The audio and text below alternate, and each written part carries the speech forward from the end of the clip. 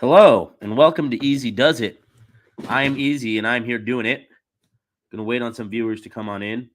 Uh, right now we got this is a very good time of year because we currently are in a spot where there are all the sports happening at once, even football. I mean, not just the XFL and USFL, but obviously NFL draft is coming up very soon. We as Bears fans are all very excited about that. But first, I want to talk about the season that just started, just got underway, baseball season. And I just want to address how awesome it's been so far. I mean, my God, like a lot of people are very against the pitch clock. Yeah, man, I really miss pitchers stepping off the mound to readjust their crotch and scratch their nose, too. That was like my favorite part of going to a baseball game. As much as I love you know, watching a batter step out of the box to adjust his gloves and get something out of his eye and, wipe his nose a little bit. As much as I love that, the pitch clock has been such a great thing for Major League Baseball. Some complaints that I've heard about it are, well, what if I want to get the full game experience, right? Like usually I'd go to a baseball game and I'd go for 3 hours or more. The line goes, I don't care if I never get back, right? Meaning I don't, I could stay at a baseball game as long as I want to. But now, most games are ending after 2.5 hours. They don't go more than three for the most. I mean, most of them, unless you have extra innings. My argument to that is go to batting practice. Just show up early. Going to a baseball game early is the best thing in the world. Like, there might be nothing to do necessarily. Like, there's not a game to watch. But first of all, there's usually batting practice, and secondly, you're just being at the ballpark is really cool. Most ballparks have a bunch of really cool shit. And I say that as someone who lives in LA, and LA has Dodger Stadium, which is surrounded by absolutely nothing. And I still go to the game early, even though like there's really nothing to do around Dodger Stadium. So like I highly, highly recommend checking out new baseball with the pitch clock. It's awesome. It's been really, really great so far. I have a lot of friends who aren't traditionally baseball fans who are saying, I'm watching baseball. I'm really getting into it this year because it's so much easier. I was watching an old game yesterday because I'm Elijah. The old game was like a shit. It was Brewers and I think Brewers and Giants because Barry Bonds from 1998 or something. And between every pitch, the pitcher's like, readjusting his hat, calling for time, scratching himself, doing whatever. And it's just like, I can't believe we really let that happen for so long. Like, I can't believe we were so cool with that. Like, I'm already fully on board with this pitch clock shit. Really, every new rule, the disengagement rule, getting more base stealers, like, it's been really awesome so far.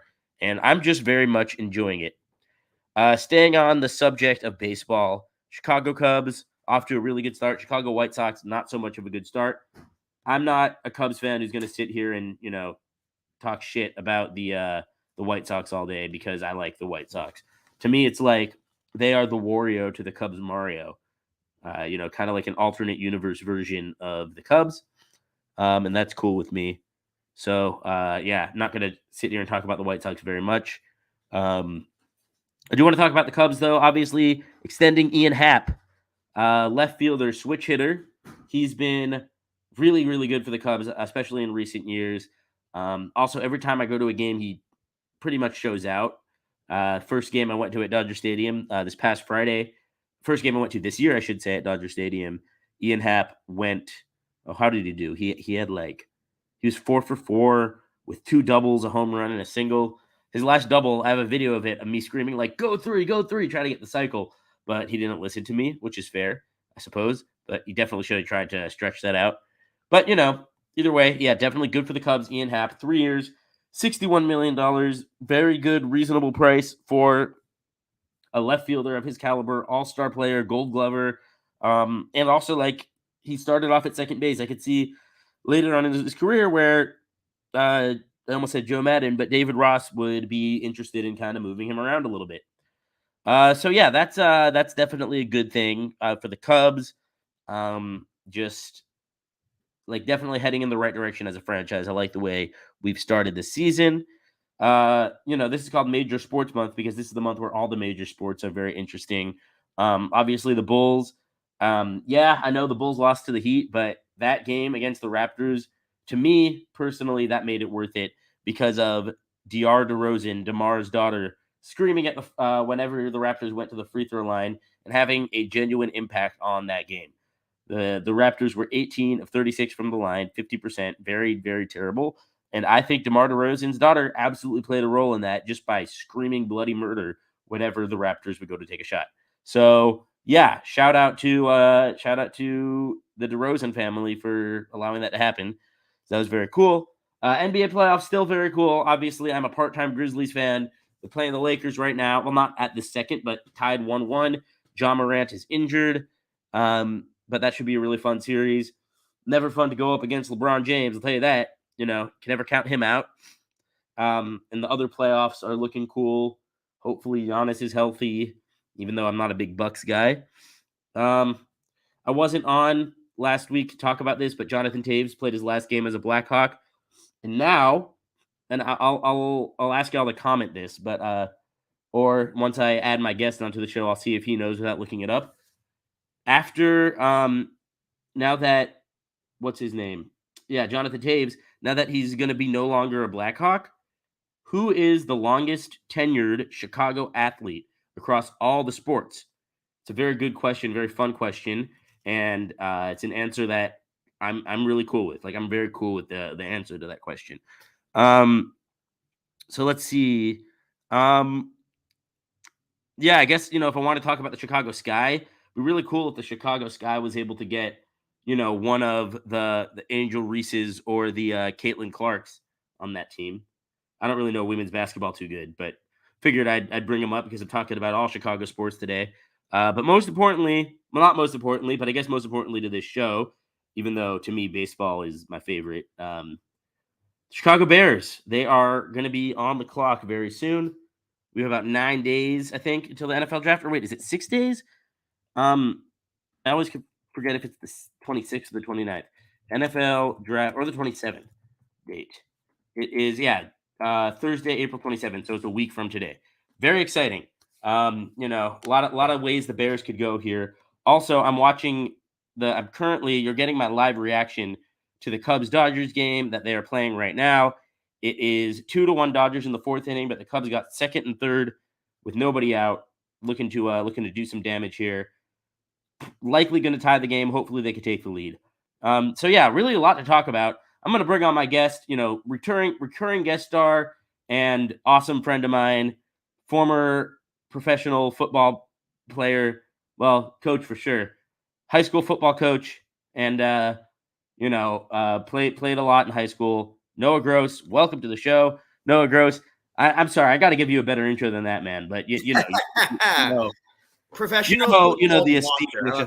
Professional football watcher, I think is a fair professional. Yeah, look, I like to refer to myself as a professional fan. This is valid, and I think that's fair. Totally, 100%. Now, I want to ask you: do you know the answer to that trivia question? Who is the longest tenured Chicago athlete? I'm running through my head. I'm going to guess it's a Blackhawk, but because I don't know the Blackhawks that well, there's been a lot of turnover for the most Chicago teams. I'm thinking Nico Horner. I feel like he's been there for a hot minute now. Interesting guess. No, Nico Horner, he's only been there since like 2019. Well, I didn't know. I might have him going to minor league years count, but I just couldn't. I will. The answer just came up in the comments. Congratulations, Jeremy. It is Kyle Hendricks. Oh, that's right. You know what? Yeah. Right? He's been around. If you remember, I remember like a year or two ago, I was playing the show and I was texting you being like, I can't hit Kyle Hendricks and it's driving me insane. And you're like, yeah, I've heard that from my friends the past like decade. And it was driving. So yeah, now that just unlocked that memory for me. Yep. And that's the thing. You ended up, I do know you ended up trading for Kyle Hendricks in that franchise. I did. I can't hit him. I want him now. And I went and got him. The thing about him is, like once you figure out how to pitch with him, his control is amazing. And I mean, totally. He'll be back with the Cubs eventually this year. Cubs off to a hot start. By the way, Noah Gross, he's a guest. I want to say he's across enemy lines because, I don't consider any of our teams like direct rivals, but we do play in the same conference. So Noah's an Eagles Mets fan because you grow up in LA. You don't really have a team unless you were born in 2018 or something. Right. But yeah, like we didn't have a team in LA, so that's why Noah picked the Eagles. The And Birds. why did you pick the Mets again? So my dad was born and raised in Brooklyn, and like baseball was like his sport. He didn't really follow pro basketball, pro football. He's big into college. He's a Gator, so he's like cares very, very much about the Gators. Professional baseball was like the only sport he cared about. So because of that, he's like, no, you're gonna be a Mets fan. My brother, Dodgers fan, he didn't get his claws into him, but no, yeah, lifelong Mets fan. Which is funny now. People be like, oh, casual fan. Like, no, like I've been since day one. Like I've been suffering. Like, yes, he's as real as they get as a Mets fan. But yeah, I always like the Mets because I like their colors. Anytime any blue and orange, I'll always root for that. That's why I'm not I'm not a Gator hater like a lot of people are. As Nico Hoerner hits one into right field for a base hit. 1 run's going to score. Here comes Bellinger to the plate, and he is going to be, that was Mancini. He's out at the plate, thrown out by Mookie Betts. But still, Cubs do tie the game. Nico Hoerner, aforementioned Nico Hoerner with a base hit. I don't know why Mancini was sent on that play. James Outman with a great throw. Oh, yeah, and Jeremy Bauman, by the way, thanks for tuning in, Jeremy. He brings up Max Scherzer got a 10-game suspension for foreign substances. Yeah, craziness. We are talking all major sports this show. I don't want to leave it obviously through a Chicago lens, but tell me about we'll talk. We'll cover our horizon. How do you feel about that, Noah? Like that feels weird. So according to Scherzer, and you take everything that a player is going to say about this with a grain of salt, but he seems pretty adamant where he's like, this was rosin and sweat and I didn't do anything wrong. And he seems, I think one of the reasons that I tend to believe him is he's 38, 39 now. I feel like at this point, he knows what he can and can't do. And so he'll probably appeal it, may or may not get overturned. It's 10 games in the grand scheme of things. Is it the biggest deal in the world? No, but the Mets have had some injuries to the rotation early in the season. Yeah, it could cause a problem because they've got a couple of little mildly difficult series coming up, but I think overall this, if anything, becomes kind of a galvanizing moment for the team, or sort of a moment they look back on come August and September. Remember when that happened in April? That was crazy, right? When you're trying to get through those dog days of summer. Yeah. No, I feel like it's going to be one of those things you look back on. It's like, okay, yeah, like the Mets should be fine. Roster's pretty stacked.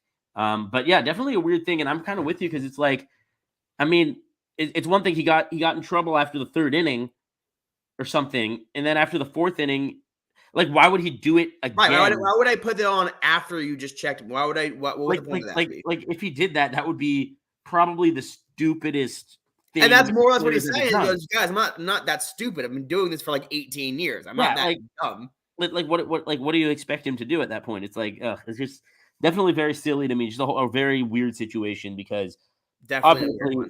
He just didn't I don't know. I don't think he did anything wrong.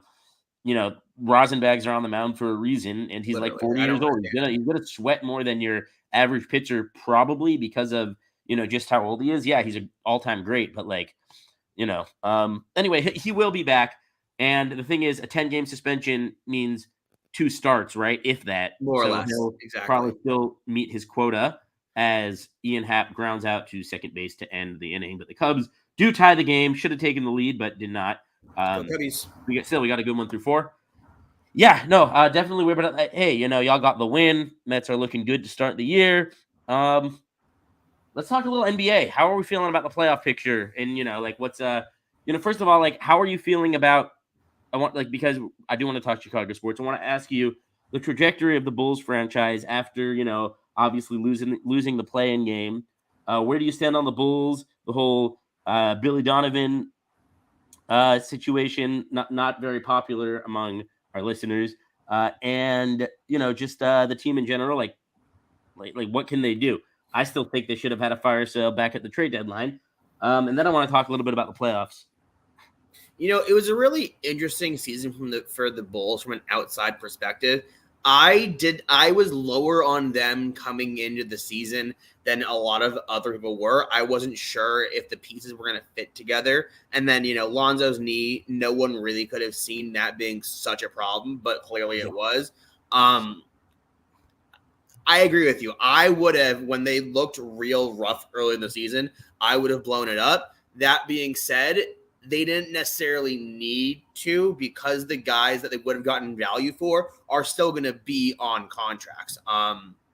They're still going to have, if I'm wrong, correct me, Levine's contract didn't expire this year. Voose's contract didn't expire this year. DeMar's contract didn't expire. They'll be, or even if they did, they could work a sign and trade. So they'll have the ability to make moves in the offseason and the draft. Could they have gotten more for those guys at the halfway point? Maybe. But if they want to go the blow up route, which I personally think they should, they'll still be able to get value. Now, the question for them is, do they want to blow it up? I think they might supplement themselves. Well, maybe the third surgery will be the one for Alonso, and suddenly he'll be a 18-8 guy in a best defender, and maybe suddenly Levine in his 8th year will learn how to play defense and put effort on the defensive end. Maybe, but probably not. You know what I mean? I get what they were going for with the collaboration of the team the last couple of years with the trades for Voos and building around Levine. I get what they were going for. I just don't think it really worked. It would have made sense if Lonzo was healthy. I do feel like that's a pretty solid. It was a massive missing cog, and Kobe White never really developed the way I think I was massive on him coming out of college. I don't think he developed the way a lot of us hoped he would. Right. No, definitely. He definitely didn't develop as well as I hoped he would, and as well as some others hoped he would. I was really high on him. I'll eat the L on that. I was really, really high on him. And he still is young. That's the thing. Like, all these players are still young. They'll still have a good NBA career. Right, of course. But at the same time, you want to have one of those true alphas who could just kind of take over a game. I'm still on. I like Zach LaVine. I'm still on the trade him bandwagon. I don't know how much you can get for DeMar DeRozan nowadays. But I absolutely would have sent him off. I am a big believer in tanking. Sometimes you just got to tank for a year or two. Yeah. And I know that it sucks, and I know that it's not fun for the fans, and I know that it's not fun really for anyone. But at the same time, it's like basketball purgatory is the absolute worst place to be. I think particularly in basketball as opposed to the other sports, if you don't have a minimum of one top 10 player, and realistically probably two, you're not competing forget even for a championship. You're not competing for a conference title. Even if you look at the past, 10 years and look at the conference final matchups, go through the teams, the vast majority of them, if not all of them, had a top 10 player on their team, which Chicago didn't have. And so at a certain point, it becomes, what does your ceiling become? And then how far are you willing to be below that ceiling before you blow it up? Which from franchise to franchise is a different question. There are some franchises where making the playoffs is a good season. That's not good enough in Chicago. From what my understanding, it's not good enough. Oh, absolutely not. That's good. That would be great. That would be great in Charlotte or Orlando. They'd be throwing a parade if they made the playoffs. It's not good enough in Chicago. Definitely not. Definitely not good enough in those big cities where we love our sports. Obviously, right. Chicago. Obviously, like New York, Philly, LA, any of it. I really don't. Yeah, it's just you like to hold yourself to a higher standard. I also think, when it comes to in baseball, you could be a little bit in purgatory. Just ask the Marlins or the Cardinals of the late 90s, 2000s. It's yeah, you could kind of fumble your way a little bit through the season, lose a couple games here and there. And have 85 wins, 77 losses or whatever, and still find your way in the World Series, right? It's about getting hot at the right time. NBA, there's too many variables. There's it's at a certain point, yeah, you might be able to get hot at the right time, but eventually you're going to run into a LeBron or a Steph Curry, right, or someone who just can take over a game. It's a talent thing. Look at the Knicks, for example. This was the best season they had in decades, arguably, and Jalen Brunson played great. But they're still not going to go anywhere and play. They know they have a limit. They have a ceiling in this playoffs. Yeah, Emilio, look, you're right. They are just missing two main pieces, a scoring point guard and a shooter. But let's not pretend those two main pieces grow on trees, right? Right. You can't just you're not just going to be able to find one on the open market. Eventually you're going to have to really hit on a draft pick. And I don't mean hit oh, Patrick Williams is, coming around, or, oh, Kobe White's doing pretty good. No, you're going to have a draft pick that's real good. Right. And it would be real interesting. Trae Young on the market this summer, that could be a really interesting move for Chicago, because if they want to make that move, they've got the pieces to do so. And I think that could be something to watch to see their interest in him coming forward. I agree. I do agree, because it's Yeah, I guess it's just okay. So I want to talk about what Jeremy's saying here. Yeah. Zach LaVine, 16th highest player in the NBA, and makes more than Embiid, Booker, and Cat, and I take those guys over him. I don't know about Karl Anthony Towns, but the other guy, but Booker and Embiid, sure. See, I'm not a Karl Anthony Towns guy because Okay. yeah, and that's kind of my Grizzlies bias talking. But like there is a No, certain honestly, level, fair. like there is a certain level. I don't know. I don't want to say softness because these guys are big and tough, but like there comes a certain time when like DeAndre Ayton and Anthony Towns and even Embiid to an extent, where in the playoffs it's like they're more geared towards trying to get the foul than they are towards trying to make the play. And Right. I feel like, a lot of what made guys like, well, Shaq is kind of an anomaly, but like, like some of these, like who's an elite big that I could, even Draymond, like playing above his, kind of above his size. And Pau Gasol is a great example of someone who's just like, true toughness in some of these Right. players. And people for a long time kind of called him soft, and he took that personally on the chin and Yep. sort of developed a toughness as his career went on. Like one thing, obviously, those are Kobe's Lakers, right? 09, 2010. But Right. like the one thing that he had is consistency from Pau Gasol. He played every game of those playoffs, Yep. getting beat up inside by a lot of really, really good big men. And like that's part of why the Lakers had such a successful run. But yeah, but Amelia, look, you're right, man. Like it's two pieces that the Bulls are missing. It's just a matter of like where do we find them? Trae Young would be very interesting. He just got voted most overrated player by his peers in the anonymous polls or whatever. But like, I mean, But he's if obviously you want a scoring point guard, you can't really do much better than that. And again, it's who's going to be available out there that's going to get you to the level that you want to be at. Like I think Trae Young could take this team to the next level and will be available. We don't really see the combination of those because if a guy's going to be available, there's normally a reason. So like yes, there's the Kyries of the world where like things are weird around them. With Trae Young, it's just more like it's a schematic thing where it's not working. He's now butting heads with coaches. I think he makes a ton of sense for Chicago. I think they've got multiple ways of getting him. I could see a straight swap for LaVine. I could see a package built around DeMar and picks. I could see a package around Vucevic and picks. I like the individual pieces the Bulls have, but just bluntly, the past few years, the sum of the parts have not been as good as the individual talents. It's like not to like make it like this way, but like it's like if you were to play 2K, they would all have really good ratings, but the team itself, when you simmed, wouldn't like do that well because it's a weird fit schematically for a lot of them. yeah, and it's also like something I've been thinking about is like I feel like Steph Curry in some ways kind of skewed all of our expectations of like what a point guard needs to bring because Totally fair. it's one of those things where like yeah, like it's great to have that hyper athletic point guard who can score and pass and make all those highlight reel plays, but like how valuable is one of those guys really to a team? Like when you look at the Grizzlies, for example, winning games without John Morant always. Trae Young, obviously amazing player, amazing scorer, but like, are the Hawks gonna really The make a deep definition of playoff mid run? the entire season, right? Yeah. So I guess my question is, and look at Dame Lillard, another Right. And you amazing, also have to amazing build player. your team in it's almost like having a mobile quarterback. You have to build your team and have stuff around them in a very That's a good point. specific way. You have to have wings that can hit a three so they can hit it. So on the drive and kick, they're nailing it. You have to have bigs that can space so they can run the pick and roll and spot up from the mid range. You have to have sort of specific pieces around them versus having, it's like just certain guys that like always pop in my head, like the Rajon Rondos or like the Ricky Rubios of the world, where you go, oh, I can just plug you into any of the 30 teams, and I know you got this. You're good. Yeah, I mean, it's people forget basketball. Like you see all these crazy highlights by individual players, and it's like, yeah, like that guy's awesome. Like and very like they take off on social media, but then people forget at the end of the day, it is a team sport. And like there's a reason why I know Embiid's probably going to win the MVP, but there's a reason why Giannis is probably the best player in the game right now. Yeah, I think we're just having a little bit of Giannis fatigue, similar to that we had with LeBron, where like they just had to give it. Where I'm not saying like Russ and Harden and them weren't deserving when they won those awards, but we were also consciously aware that LeBron was the best player in the league. Sure. Jokic and Embiid are awesome and great, but I think if you polled GMs, 90%, if not more, would take Giannis over anybody else in the league.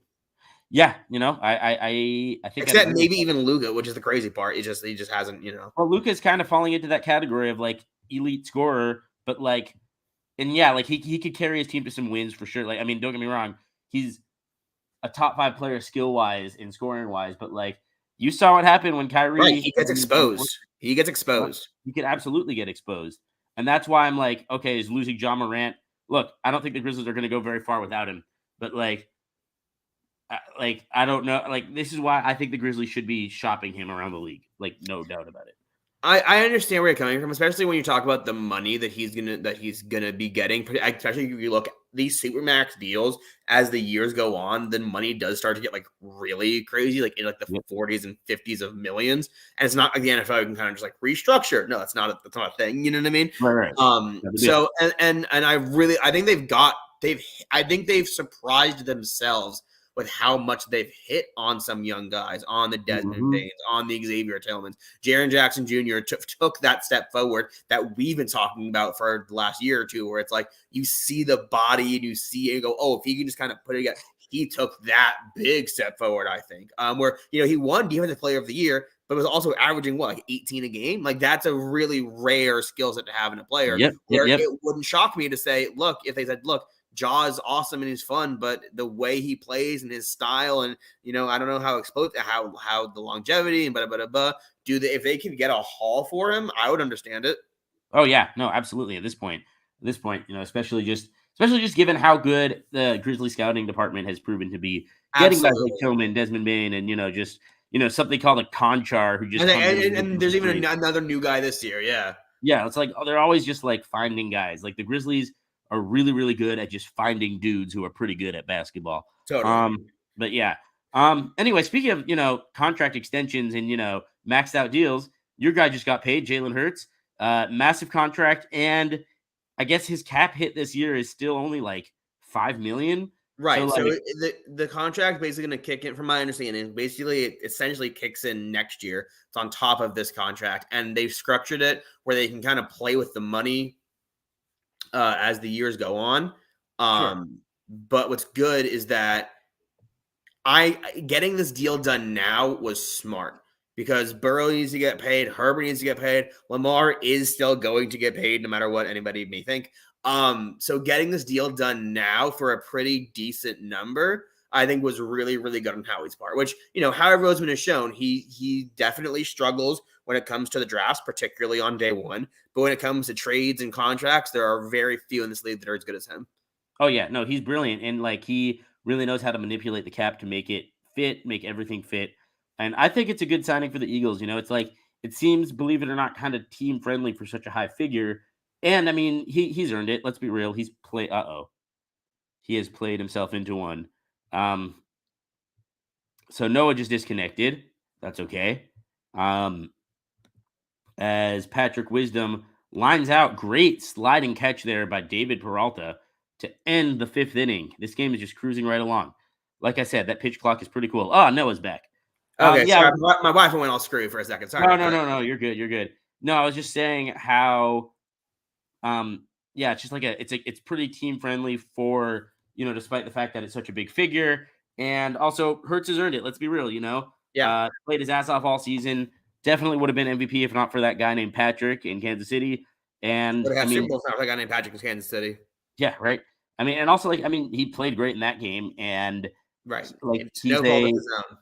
but yeah, like he more than held his own. And I think also once Aaron Rodgers gets shipped out, which hopefully will happen soon, I think it's safe to say Hurts is the best quarterback in the NFC. You have to put him in the discussion. I don't know if it's a slam Anthony. dunk. There are other really good quarterbacks in the league. I still think that we need to see what happens when Kyler comes back from his knee. I think that's a big question we're gonna have answered. Stafford, I think we'll have to see what happens there. But I mean, the NFC South, there's really no quarterbacks that particularly. I don't think he's significantly better than Derek Carr, but he's better than Derek Carr. Sure.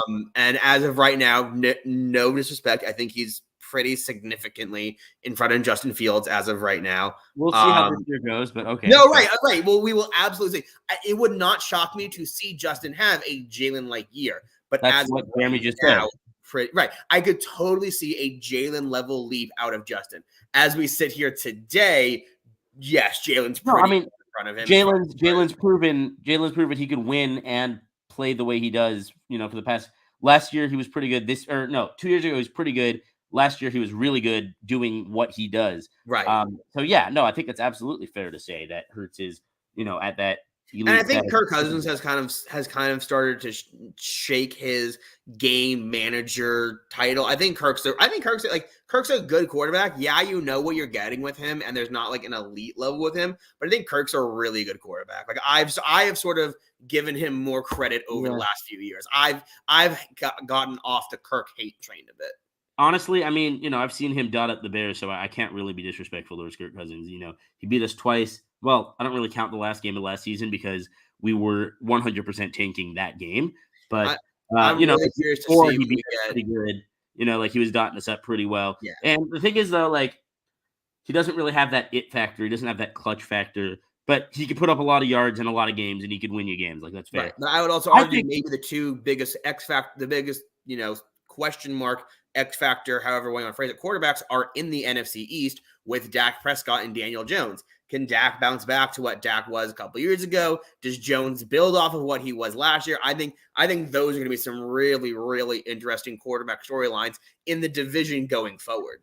I think that New York media will make Daniel Jones interesting. I don't think Daniel Jones is all that. I think Daniel Jones. Neither do I. But they gave him a decent. Be honest, you were probably pretty happy when the Giants signed him. You were, it. You're smiling. I see it. Yeah, I mean, all right, that's cool. That's cool. Yeah, I can't. Yeah, I mean, look, it was so much money for a player that I didn't think was worth it, and they could have just accepted the 5th-year option or whatever. So yeah, I think they shot themselves in the foot a bit. But it's interesting. It's interesting. You remember how happy I was when the Packers drafted Jordan Love. Instead of getting a receiver for Aaron Rodgers. Hopefully, I don't end up eating crow on that. But hopefully, also they end up trading Aaron Rodgers very soon. From Danny Dimes to Danny Dollars. Yeah, no, that's true. The NFC East QBs suck. I don't know about that, Anthony. I mean, first of all, Jalen Hurts is really good. Can't deny that. No way around it. Dak Prescott is allergic to the 49ers, but he's, other than that, pretty good. Like, he's a pretty good player. Remember, let's not disrespect a guy who put up 42 points against us last year. Yeah, still definitely at least a top 12 quarterback in the league. I don't think he's a great December quarterback or he's not a good January quarterback so far, but he'll win games in September and October. And right now, the Bears are just we want to be in the conversation in October. Hurts is the only one. Well, Anthony, look, I'm sure my Eagle friend Noah could respect that, right? I'll sure. Take that. Yeah, no, I'm not. Yeah. I don't disagree. I don't think Danny Dimes or Dak are great. I think it's more of what else is around the NFC right now. It's just sort of a weird quarterback year for the NFC where everyone is either in the first year of the first few years of who their guy is, or transitioning out of their guy. You've got the weird teams like Detroit and the Saints who are kind of somewhere in the middle of that. Oh, I think the Lions are absolutely rolling with Goff. I'm a Goff guy. I absolutely agree. I 100% agree with you. And everyone else in the game seems to not be on it. And I'm I don't get it. Goff's been pretty darn good since he's gotten there and has given them stability to a franchise that has been lacking stability for basically ever. He got drafted by the Rams, and the Rams were terrible, and he was developmental. But there was a reason he was a number 1 overall pick, and that is because he is damn accurate, and he throws a beautiful ball. And you know what? It's also hard for a quarterback to have success. I understand that this was the way the Rams built their team, and it worked to a degree, but it's hard to be a good quarterback when your team regularly trades away first-round picks. It's difficult. Yeah, no doubt. And the thing is, Goff was pretty good. He did I know we like to talk about how good that Rams defense was and how badly he played in that Super Bowl, but he still got them there. And I think that, that absolutely says something about his abilities, and had some really high scoring games throughout that I'm season. Not excusing a shitty performance, but I'm saying he played well to get them there. He had to play well against the Cowboys in round 2 and then the Saints in round 3. I know that it was lucky that they even beat the Saints, but still, he got it. And it's just right now, assuming Aaron Rodgers does get traded, which is still an assumption, nothing set in stone yet. The the team I'm most scared of in the NFC North is the Lions, and I know they haven't proven anything yet, but I think They that made a lot of really nice moves in free agency too. Yeah, not just Chauncey. They made a lot of really nice moves I liked. yeah. I mean, David Montgomery is going to be.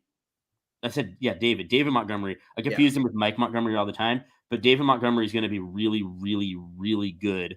Ooh, Brandon Hughes just struck out the side in the 6th inning. There we go. Yeah, that's awesome to see. Hey, what up, Frank? Welcome to the show, man. But yeah, I do think that the Lions, they just have so much to build on after last season. If you're not going to win the Super Bowl, I think the next best way to end the season is with like spoiling your rival's opportunity on the last that game. always feels good. And Detroit absolutely got to do that. And yes, Frank, you are right. The Lions, whenever they have high expectations, do manage to shit the bed. But whenever they had high, I guess how would you define high expectations? And when's the last time they had high expectations? I mean, No, there were some years with Stafford in Megatron where we'd go into the season, we'd be like, okay, yeah, this team's pretty good. Like, I could see them making some. We're going on what, a decade since then? Yeah, but then they've been down. Yeah. They've been down. Yeah, no, I mean, I don't even think they've won a playoff game since like '91 or something.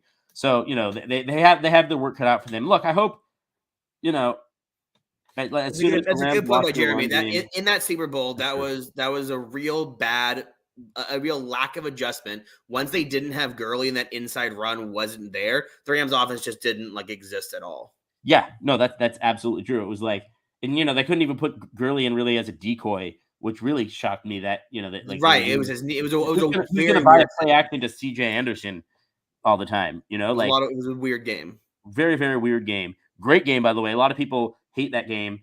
I loved that game because fun game, great defensive struggle. Hey, I don't care if it's like 48-45 or if it's 6-3. A close game is a close game, and a close game is a good game. And I enjoy a close game 99% of the time. There are exceptions, but in general, yeah. But anyway, all our teams right now, we're looking to get better. We got the draft in like a week, you know what I mean? Which is always the most fun, such a fun part of the year. The draft and the pre-draft, as the trades happening. I can still remember the AJ Brown trade from last year and freaking out about that. Which ended up being massive for you guys. Hopefully, DJ Moore has the same effect. They both have letters, 2 letters as a first name, so that's some step in the right direction. But I think. Yeah, so how are we feeling about the draft? Like, what are you? So if you're the Bears, and we talked about this a little bit on Tuesday, but you're going to be picking at 9. Hopefully, Jalen Carter's available. He might not be, but if he's not, I want to talk about what Frank says. I love how Packers have high expectations for Jordan Love. Yeah, look, the thing about Jordan Love is, and look, we'll get to the draft in a minute, but I want to rant about this. Yeah. The thing about Jordan Love is he could be a decent quarterback. He could be a good quarterback. He could even be a Pro Bowl quarterback. I'm not saying he will be, but he could be. But the thing is, Packers fans don't know what it's like to not have the best quarterback. Literally, yeah. They don't know what it's like to not have a literal first ballot Hall of Famer at quarterback. So even if Jordan Love is really good, like the Packers as an organization, they could very, very well start to falter. Yeah. I'm just my hope, my sincere, honest to God hope right now is that the Green Bay Packers, Jordan Love does not do very well for them, obviously. He gets sent off somewhere else so I could, somewhat support him. And then the Packers just go in a tailspin, and then they go 2-15, then they go 3-14, then they go 2-15. And next thing you know, no one's buying tickets in Green Bay anymore, and no free agents are signing there because who the fuck wants to play in the toilet paper capital of the world? And the next thing you know, Green Bay moves to San Antonio and becomes the San Antonio 76ers or something. I don't know. But that's kind of what I'm hoping. But point being, if the Packers you haven't thought about this at all. This is taking up no space in your brain. This is not. No, Aaron Rodgers doesn't live rent free in my head. What are you talking about? Absolutely not. No, he doesn't live rent free. He owns some of the space up there. But hopefully he'll be selling that condo soon. But yeah, look, I mean, it's just like I said, the Packers, they've only had MVP caliber quarterbacks every single year. So this year, like if Jordan Love has a game where, he puts up respectable numbers. Like, let's say he has, he goes 19 of 28 for 220 yards, 2 touchdowns, and a pick. Green Bay Packer fans will be like, oh, he fucking sucks. When in reality, Right. it's like, dude, no, like that's a pretty good performance, right? Like their Right. expectations are so skewed for what a quarter. I'm excited, man. Like, It reminds me sort of like when college football. So, like, for example, like Gator fans, when Urban Meyer left and the next year, like whoever was taking over after him, they were gonna hate him because he wasn't like Urban winning titles. Like exactly. it's gonna be really unrealistic expectations. And I know that my brother is a Packers fan, and he literally texted me the other day, and he was like, "I'm not saying Jordan Love," and we sort of give him a lot of crap because he like actively hates Jordan Love, like actively hates him, even though it's his team's quarterback. It's a whole thing. Anyway, and so he literally texted me and he goes, "I'm not saying he can't win games, but he can't win a Super Bowl. And if he can't win a Super Bowl, then what good is he to me?" And I'm like, that is one of the most Packer statement, like fan Yep. statements. Like, Yep. oh Yep. my Yep. goodness, bro. Yep. I mean, hey, we still, Jay Cutler still has a very special place in my heart, for example, like, yeah, like you might not be able to win a Super Bowl, but like, yeah, I mean, Packer fans, their expectations are just going to be ridiculous. And anyway, I do want to talk about the draft, and hopefully we can do a mock draft episode before the actual draft. I'll talk to T-Nick about that. Frank is saying, don't say it, Noah. He does not want you to say Bijan, which, by the way, his name sounds like a really good mustard or something. Like, that's a great name. Bijan Robinson, like, that sounds like you're coming up with the name of a running back for like a Law and Order episode or something. But yeah, let's talk about the draft. Let's talk about it for a minute, because I don't want the Bears to draft Bijan Robinson in the top 10, right? I'm against fundamentally drafting a top 10 or drafting a running back in the top 10.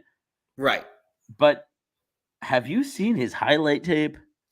It's pretty impressive. And look, I understand that you don't take a running back because of the positional value and all that, blah, blah, blah. That being said, he is an elite prospect. That is inarguable. There's no doubt. Argue that he's not an elite prospect. He's absolutely an elite prospect. Absolutely. So as a fan, because Bears are at 9, Eagles are at 10, more holes on the Bears roster, obviously. But in the same way, I wouldn't be mad if the Eagles are at 10. If the Bears at 9 said, you know what, for the next couple of years, we're going to have to give Justin, like, we're going to be playing in Chicago. We don't quite know if Justin can do it. Like, to have someone that can get the ball 25 times a game, it's a massive deal. Like, it really is. We really haven't seen a prospect like it since Saquon. And even looking back now, if you ask Giants fans, what are we, 6-7 years into his career, would you still make that pick? They'd say, yeah. And that was at 2, not even down at 9. I think the Bears are more likely than anything going to trade back and continue to acquire assets. I don't think they should acquire Bijan. But for example, at that 9 spot, if it's not Jalen Carter, then at that 9 spot, you're probably not getting an elite prospect. So getting, let's say, Peter Skoronski or Paris Johnson at 10 at 9 rather, versus grabbing a truly elite prospect, regardless of position, at 9 and grabbing an offensive lineman later in the second or in the third, because it's a really good line draft on day 2 and 3. Like, it's like Cody Mock and there's a lot of other Osiris Torrance, a lot of other guys. That to me, if the pick at Bijan is 9, I get the immediate reaction, oh my God, wait, blah, blah, blah. But at the end of the draft, you went, yeah, but then we took a guard in the second and a tackle in the 4th. So we still added to the line. Would you then still feel that way? I don't think you would. I think you would then go, and then we got a truly luxury pick, depending on how you look at it, but a truly blue chip player, which I think there's maybe 3 in this draft. Yeah, no, that's kind of my perspective too. It's like, I don't want the Bears to draft. And look, Frank makes a point. The Cedric Benson point. Yeah, Texas running back, top 10 pick. That was when the Bears didn't have a quarterback. Now we have a quarterback that we like. That was back when we were relying on Sexy Rexy and Aaron Rodgers was still on the board and DeMarcus Ware was still on the board. This year, I'd understand more of the logic of getting a running back. However, I still don't want to get him. Right. But then again, I agree. I think it would be a waste of a pick. Not a waste of a pick, is how I'm putting it. It would be a potentially and arguably irresponsible allocation of resources. That would be a fair argument. But depending how you then allocated those resources later, again, adding offensive linemen, whether that be through trade or draft or however it may be, then you can kind of offset that. Yes, no, absolutely, and I think that and I do think Paris, no, not Paris. I think Frank's got a good point about Paris Johnson. Yeah, he might be the best tackle in the draft, and if he is available at 9, no reason not to get him. Like he'll be a solid NFL starting tackle for a while. He might be, but he's not like a blowing you away, clear-cut number 1 tackle on the board. And there's 4 or 5 tackles on the board that you could argue as number 1 tackle. And then again, in the second round, you can grab, let's say, a DeJuan Jones from Ohio State, where you say, if I can get this 380-pound guy to be the beast I think he can, or you can grab Cody Mock from North Dakota State and say, if I can get this, D2 guy that I think can be incredible to be incredible, or Blake Freeland from BYU, like there are a lot of really, really good offensive line prospects on day 2. And so again, it comes down to, regardless of position, it's an elite player. Yes. We talked earlier about how in the NBA, if you don't have a top 10 player, you don't have elite players, you're not winning in this league. It's different in the NFL, but you still have to have elite players. Absolutely. To win in this league. And there's no one denying Bijan is elite. There's a reason that we're seeing all of you talking about where is he going to go, where is it going to be, and it just, I don't see him falling past 21 to the Chargers. I don't see him falling past that point, and I really think his I think in the 9 to 14 range is really where he's going to fall. I think. I do think that the Chargers will end up taking a guard that gets injured in week 2. But yeah, no, like I do see I see where you're coming from. There's an elite player on the board. We say get the best player available. Do we make an exception to that best player available rule if it is a running back? I say yes, that is generally an exception. That being said, I'll probably be happy with the rest of the picks anyway, so I'm not going to be ridiculously upset about it. Also, Jeremy, I acknowledge your comment here. I don't know why you would do such a crazy thing, but good luck with that. Hopefully everything works out for everyone involved. Anyhow, yeah, I still think we should go defensive line no matter what, whether that's Myles Murphy or the kid from Texas Tech. Tyree Wilson, right? Tyree Wilson, right. Well, that's why I was talking about the Bears hopefully. In that position. They're in that position at not. Well, that's what I'm saying. The Bears are in that position at 9, and I think the general consensus is that Tyree Wilson, Jalen Carter, and Will Anderson are like elite blue chip level prospects. I think most people would probably also put Devon Witherspoon and probably Christian Gonzalez into that group. So you've got 5 there. Then you assume at least 2, if not 3 quarterbacks go. So you're going to see, will one of those guys fall to 9 at Chicago? Probably not. So if you say, well, then we're going to take the last blue chip prospect, that is Bijan, I would understand the rationale. Would I do it? No. Do I get it? Yes. And that's an important thing to understand, is that you have to be able to put yourself in the position of, oh, I understand why they would do that. I wouldn't have extended Daniel Jones. I get why Daniel Jones got extended. Yes. Yeah, exactly. It's one of those things, I can rationalize it. I don't necessarily agree with it, but I would be able to see Ryan Poles' perspective. And hey, if he's scoring, touchdowns every Sunday, putting up 100 yards, then I won't be complaining. As there's a ground ball to third, throw to second for 1, throw to first, double play. There we go. Cubs get out of the 7th. Unscathed, 2-2, go after 7.5 innings. But yeah, man, look, I'm just very excited. I still think, if we end up getting Myles Murphy, I'd be very happy. If we end up getting Tyree Wilson, I'd be very happy.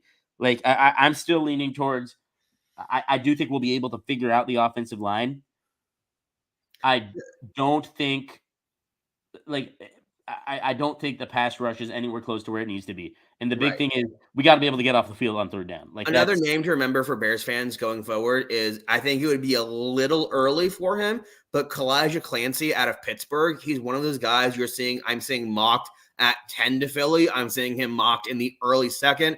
Undersized, he's getting an Aaron Donald mock because undersized D tackle, played at Pittsburgh, elite first step. But if you're talking about best, because to Frank's point, if your point is take the best defensive lineman on the board, if those guys are gone, there's an argument he is the best on the board there. So yeah, he's the one he went to Pitt. He's interesting. He's more, is he not more of a 3-4 type fit? So that's the question, is where is he going to play at the next level? Which I think that question is starting to get a little bit phased out as we move forward because we're starting to see not positional defenses, but we're seeing so much nickel defense being played that you can kind of put a guy where you need to put him. I think he could just be, again, when you're talking about adding talent to a team and adding to a ceiling, in my opinion, the Bears should be looking at guys who, what is their ceiling? How high is their ceiling? So Paris Johnson, for example, I love Paris Johnson. He's going to come in and be a really good offensive tackle right away. I think he might not have that elite ceiling that some of the other offensive linemen later in the draft could have.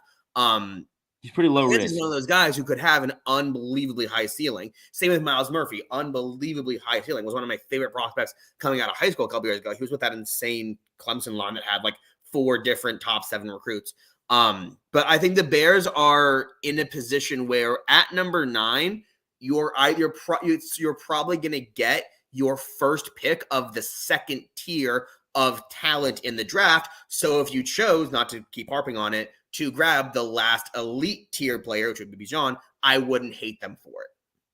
You know, it is interesting because Clancy's not like his main NFL comp right now is John Randall, and John Randall was an absolutely amazing kid. So, totally. You know, Myles Murphy, Frank loves Myles Murphy. I love Myles Murphy. I like him a lot. My comp for Myles Murphy is Cam Jordan. That's sort of I'll take it.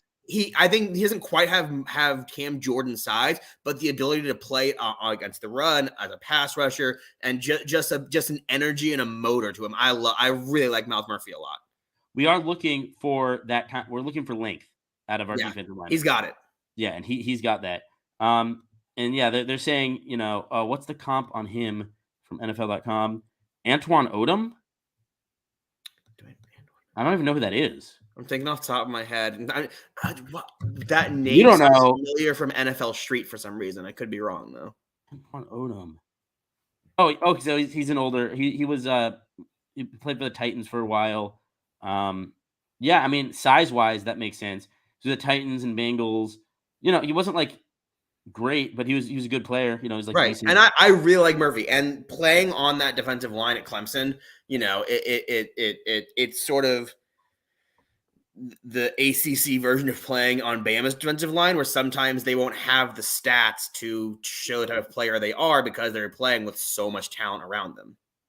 Yeah, and you know, I do think based on especially what Frank is saying here, it's like, yeah, he's not really that classy guy, and I do think that kind of vibe does work in Chicago. You know, like we want to get a guy. Totally. He'd make we don't want a lot of glitz and glamour. We want someone who's there to play some ball, and Myles Murphy seems to fit that mold. He'd make a really good bear for sure. Yes, I completely agree. Anyway, we've been going almost an hour. I'm trying to think of a good way to wrap it up. I guess give me your NBA champion pick and your NHL champion pick. Ooh, those are fun. Before I do that, there's one thing I wanted to tell you because I intentionally kept this. I could tell you there's a guy in the draft who could be this year's Taysom Hill from Oregon State. His name's Jack Coletto. Plays linebacker, running back, tight end, quarterback, and special teams. Won the award for the Paul Hornung Award, which is given to the most versatile player in college football. Not the Paul Hornung Award? Paul Hornung. It could be Paul. I could have written that down. Paul Hornung. Yeah. It is Paul Hornung. I did. You're right. I did write that down wrong. Yeah. Thank you for the correction. No, you're good. But he had 11. So he had 425 yards and 22 touchdowns as a running back. And then he also had 50 tackles and 2 interceptions as a linebacker. So just a fun name to keep your guys' eyes on. Jack Coletto? Jack Coletto from Oregon State. Jack Coletto from Oregon State, and he does it all. So yeah, just want to throw that out there. But I love the idea of getting myself getting a Shohei Ohtani. Just you know me, I love my day 3 guys. Like I know a guy named Deuce Vaughn who could be like one of the shortest running backs in the NFL when he gets drafted, which I think he will. Just, you know me, I love my day 3 guys. Anyway, NHL and NBA champions. Go over it. You know, it's really hard to not pick Boston. I feel like when a team is so dominant, there's a sense of because they're so dominant, they can't possibly win. That being said, I'm still picking Boston. I think they're one of the only teams with legitimate and consistent goaltending. I think of the teams in the playoffs, you could only say that about a rare few, and I think that Boston's a lot better than them. That being said, I think Edmonton is incredible. As a Kings fan, they have tormented us the past couple of years. I think Edmonton's phenomenally talented, but I'm still going to go, I think, Boston. NBA. Bruins, yeah. Bruins, yeah. NBA.